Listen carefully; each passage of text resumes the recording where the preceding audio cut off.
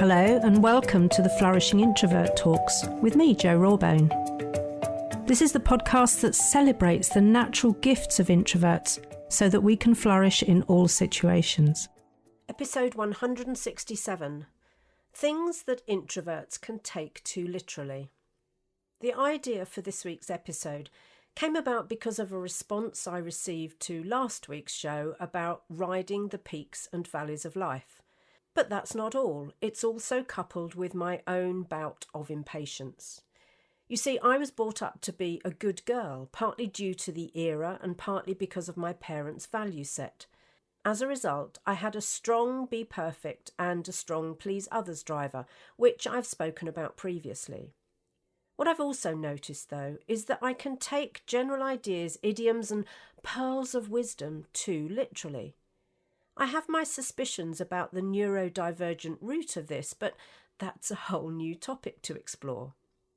Anyway, I did a little audit of the things I realise I've taken too literally in the past, possibly in an attempt to please and be liked, and I thought it might be helpful to share some of them with you. Some are helpful, some unhelpful, and frankly, some are a mix of the both. So this audit has helped me realise that I do need to be discerning when these crop up. Let's start with the biggest one. All good things come to those who wait. The origins of this idiom are not entirely clear and are often attributed to the 18th century poet Lady Mary Montgomery Curry, who wrote a poem called The Bud, which includes the line, "All things come round to him who will but wait." This idiom suggests that success and happiness will simply fall into our laps if we are patient enough, rather than emphasising the importance of taking proactive steps to achieve our goals. For ambitious introverts like you and me, we may be quieter than your average bear and calmer than the eye of the storm, but don't let that fool you. Many of us possess an inner fire that fuels our ambitions, but we don't want to pursue them inauthentically. So there are several reasons why I think this particular advice may indeed harm our progress. Firstly, waiting is passive. When we're not always noticed and appreciated, waiting passively is not going to help us. We need to take charge of our lives and pursue our goals with determination. And that includes keeping our head down and hoping it'll be appreciated. We need to take charge of our lives and pursue our goals with determination. This means we do need to have a clear and unbiased view of our goals in the first place. I've talked about this previously too, as I much prefer the notion of intentions to hard goals. And it's so useful to have a real sense of where you want to be, what you want to be doing, how you want to be feeling, and what you want to have. This is more likely to present a well-rounded and balanced set of goals that satisfy us holistically. Secondly, waiting can lead to missed opportunities. We already know that opportunities are unlikely to come knocking on our door, so we have to co-create them, or at least notice the ones that are around us. And spoiler alert, it's hard to notice opportunities when we're intent on keeping our heads down. It's necessary to look up and really notice. We just need to be charged for those occasions. If we're not in the driver's seat and steering towards our own destiny, then we've handed that power to someone else, and who knows where they'll take us or drop us off. This can be scary because success is a result of hard work, determination, and a willingness to take risks. And as long as those risks align with your ultimate goal or intention, it's a risk worth taking. So I'm not talking about a random or reckless risk here. Thirdly, waiting can be frustrating. It's all too easy for comparisonitis to kick in when we're twiddling our thumbs waiting. We can look across at others and marvel at their apparent overnight success, when what we don't actually know is how long that night has been. Far better to consistently focus on activities that move you closer to your goal. That's when I use my bullet journal to make sure that there are things, preferably daily, that are helping to broaden the exposure of flourishing introverts. That might be me undertaking some research, reaching out to podcasts that I can guest on, or to people who'd be great guests here. It might be sharing useful hints and tips by email to people who've previously done my quiz so that they can stay on the flourishing path. Next, and closely linked to the frustration of waiting, is that it can be discouraging. I've worked with so many corporate clients who hoped that their good work, loyalty and commitment would get them the promotion that they knew they were capable of, only to be disappointed year after year. They will tell you just how discouraging and demoralising that is. When we're not being proactive, it's easy to start to doubt yourself and wonder if you're ever going to achieve what you've set out to achieve. Or for that matter, if you'll ever reach your potential. The trick here is to notice when you're getting in your own way, to catch yourself in those moments of discouragement and plan your way out of it. After all, success is a journey, and if it matters enough to us, we're in it for the long haul. Last for now is that waiting is, frankly, just a way of procrastinating. So it's a waste of time. Time is such a precious commodity, and many of us now know that there's too little of it to waste. Over the last week or so, I've heard quite a few people joke about their overnight success. Just today, one person was talking about how it's taken them 20 years to be an overnight success. As we've already said, this is a long game, so persistence and consistency is the name of the game, I think. So it becomes obvious what the alternative to waiting is. It must be purposeful action. And some of you may have already noticed a weird rule in life, which is that when we put action in, results often come from somewhere else. But it's the action that's the catalyst. This is known as the universal law of action, and far from fanciful, like the law of cause and effect, this law is a fundamental principle of physics which describes how the physical world operates. In our context here, the universal law of action means that our thoughts, feelings and actions have a direct impact on our lives and the world around us. Positive thoughts, feelings and actions tend to lead to positive outcomes, while negative ones, guess what, lead to negative outcomes. This law implies that we are responsible for our own lives and the outcomes we experience, and that we have the power to create the reality we desire through our thoughts and actions. It encourages us to be mindful of the energy we put into the world and to take responsibility for the consequences of our actions. The thing to work out, though, is what action? And that's the bit that has had me overwhelmed from time to time because there are so many possibilities. I'd say a good start is to get a great coach, either within your business or externally sourced. The best start is to sign up for the Unfulfilled to Flourishing programme starting at the end of April 2023.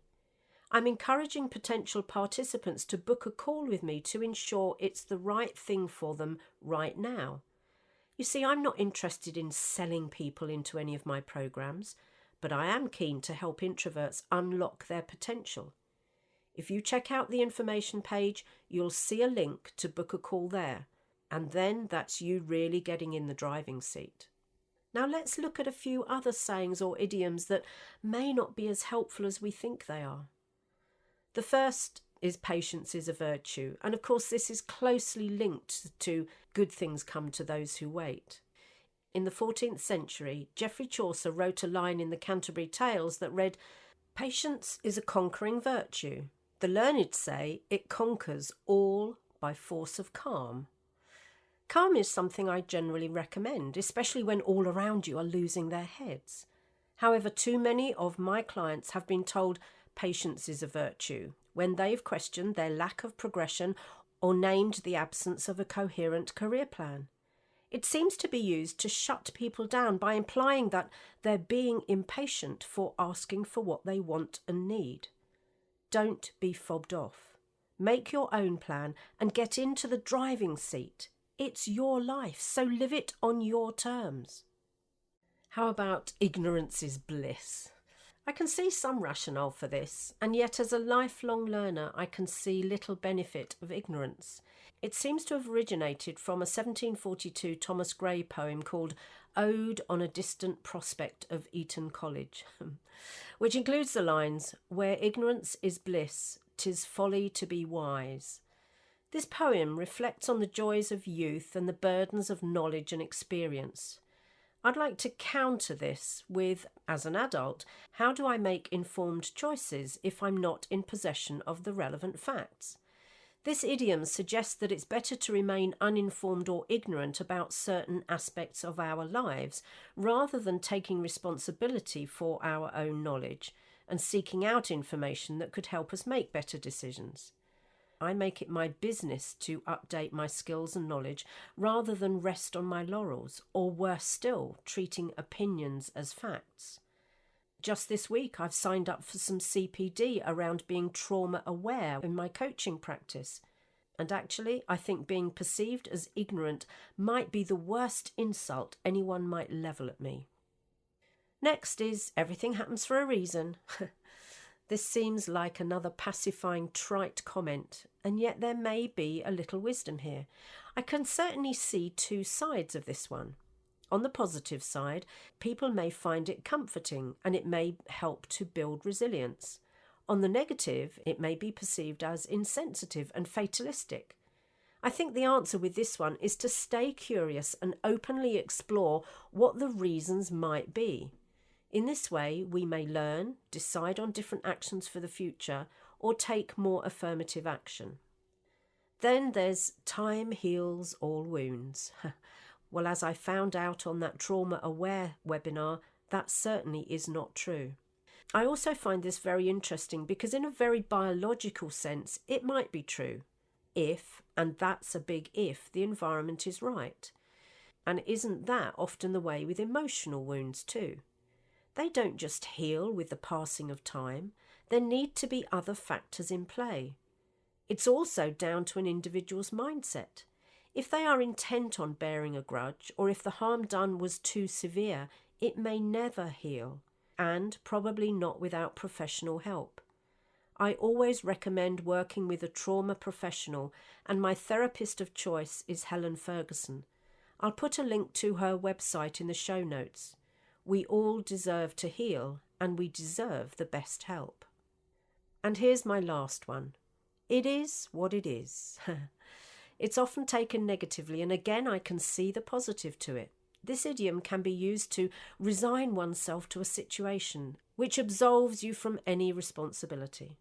Clearly, and I would say this, wouldn't I, it's preferable to encourage individuals to explore, take ownership and take responsibility for their part in the circumstances so that they can actively work to change them.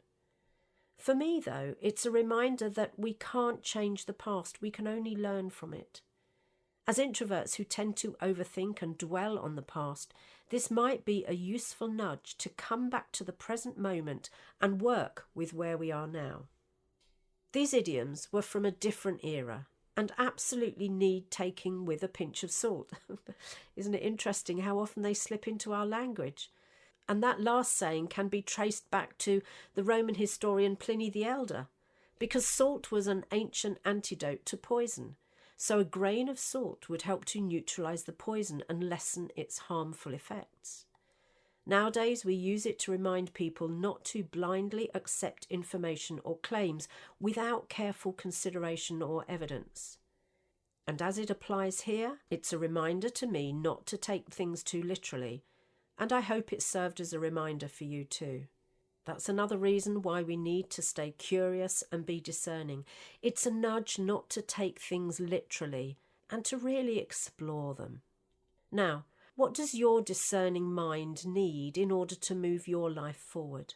Remember to take a look at the Unfulfilled to Flourishing information page, as it might just be the nudge you need.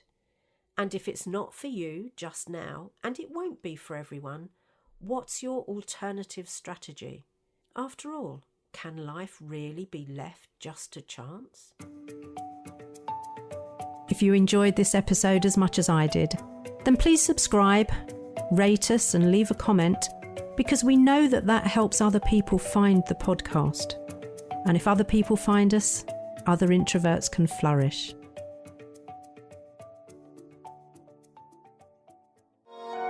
This has been a Monkey Pants Productions podcast.